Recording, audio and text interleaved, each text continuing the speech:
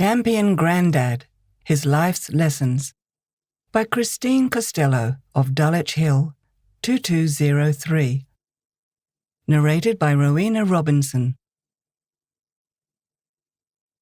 At approximately 165 centimetres and weighing 63.5 kilos, my Grandad gained the enduring nickname Pony.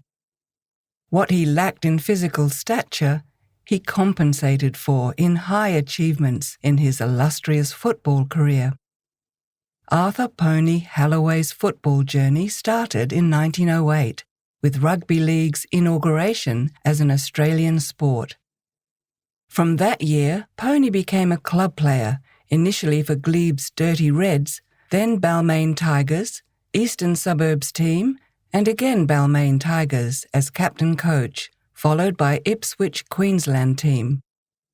Winning in total 7 premierships during his club competitions.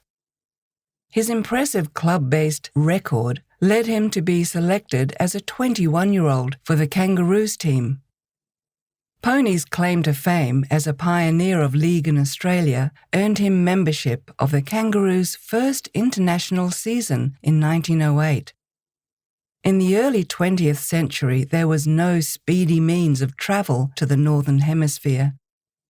Instead, the slow sea journey took 6 weeks or more, leaving the warm Australian summer for the chilly British winter. Pony's first venture with the Kangaroos team engaged him in 3 overseas tours, 1908 to 1909 and 1910 to 1911 against England. He then played with the Kangaroos as captain in 1919 against New Zealand. In total, he played 103 representative matches, including 10 tests for Australia. Despite his small stature, Pony was recognised as one of the fiercest competitors to play league and became known as one of Australia's finest footballers of the 20th century. Though Pony-sized, he had the heart of a racehorse, which is what you needed to play the brutal game of league, recalled his son-in-law Frank, who also, a lightweight, played rugby league in rural New South Wales, eventually becoming coach and captain for Mudgee Club. In 2007, at League's prestigious annual Dally M Awards event, I was truly honoured to accept Arthur Pony Halloway's Hall of Fame award on behalf of my family, particularly his delighted daughters, my mother, Joyce, and my aunt, Patsy.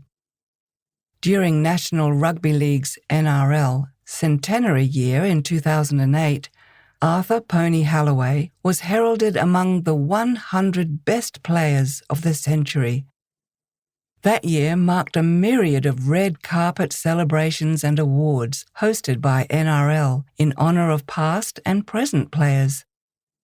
At these esteemed events, my sister and I graciously acknowledged and accepted tributes, acclamations, and awards for our Grandad's exceptional football talents. Who can claim they have promenaded the prestigious inner sanctum oval of Sydney's cricket ground, then be wined and dined in the Clive Churchill Lounge, being one such NRL eminent invitation in 2008 to relatives of the selected 100. That year's league centenary celebrations continued with football matches, cocktails, and formal dinners at Sydney Town Hall, the Westin Hotel, Sydney City, Fox Studios, Moore Park. At home I displayed 2 impressively framed mementos, bestowed at NRL events, of Pony's pioneering contribution to league football. Such is my admiration for Grandad Holloway as a trailblazer for rugby league, both in Australia and internationally, that I give exuberant thanks to him for my early curiosity about the world beyond our island continent in the Southern Hemisphere. This inquisitiveness ballooned into my intrepid global travel, immersing myself in the history, culture, language, landscape, and cuisine of my newfound destinations, that is, in Europe, the Americas, North Africa, Middle East, Asia, and the Pacific. His life lesson of sheer tenacity definitely passed on to me, his granddaughter, in my persistence for accuracy, my perseverance to learn languages, my determination to defend my personal opinion, and my resolve to tackle life's frequent challenges. Indeed, Pony was also associated with risk-taking, acknowledged by the great referee Tom McMahon, who called him a tiger in defence and declared he was the very game and could take all the rough stuff that came his way. I was captivated by the following often told anecdote.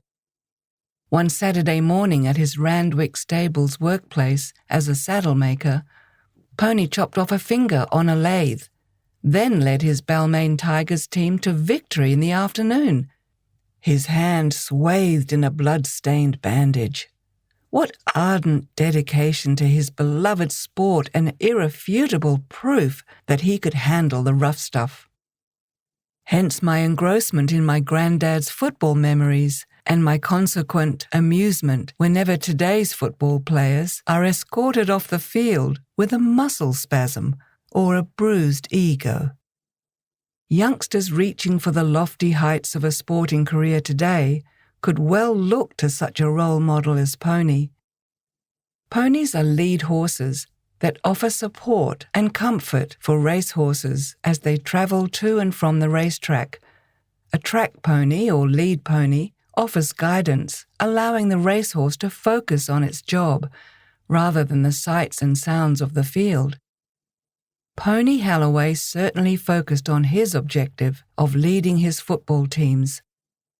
What better accolade could a passionate sportsman and role model earn than this tribute in the New South Wales Rugby League Annual of 1928? Quote, "He was seldom associated with a team that was not right at the top of the competition tables. He shone like a dazzling light." Unquote. This little man in rugby league more than proved his worth throughout his triumphant sporting career. Pioneer, role model, legend, that is Arthur Pony Halloway.